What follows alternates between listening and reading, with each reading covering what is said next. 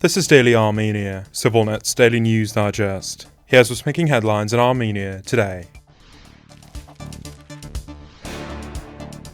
Azerbaijani President Ilham Aliyev does not plan to attend the European Political Community Summit set to take place in Armenia in May, Azerbaijani media reported yesterday, citing a diplomatic source. The current level of bilateral relations does not yet allow considering President Aliyev's visit to Yerevan as a relevant step. Azerbaijan proceeds from the principle of real actions.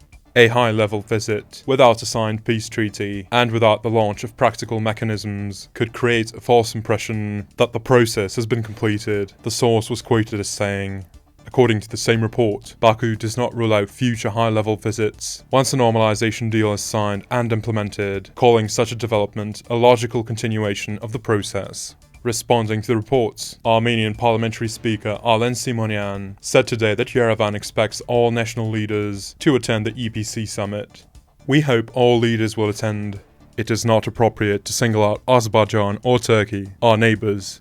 We expect that all countries that have consistently participated will find the opportunity to come to Armenia during this important event, he said, adding that Armenia has not yet received an official refusal from Baku. The European political community, which brings together 47 participating countries, holds summits twice a year in different European cities. For Armenia, the platform has become an increasingly significant venue for discussions with Azerbaijan over normalization of relations. In August, Aliyev and Armenian Prime Minister Nikol Pashinyan signed a peace declaration in Washington, putting their initials on the draft treaty. Although the agreement has been reached, the full peace treaty remains unsigned, with Baku insisting that Armenia first amend its constitution, which it claims contains territorial references to Nagorno-Karabakh.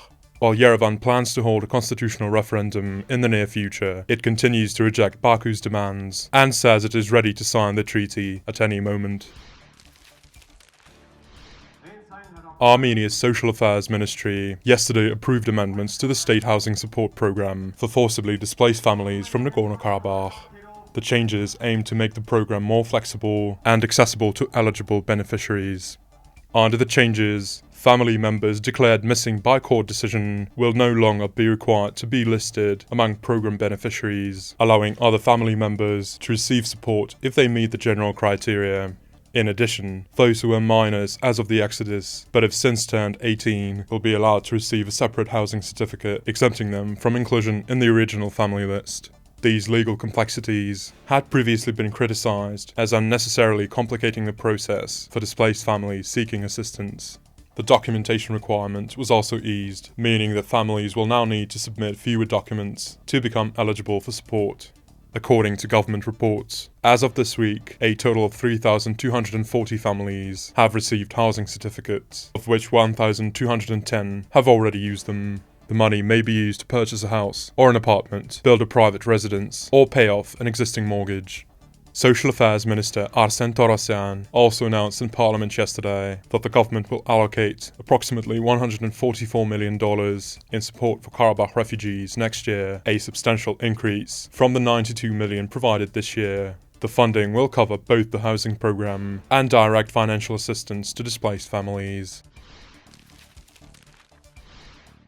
And as always, please follow CivilNet for the latest news and independent reporting from our contributors on the ground here in Armenia.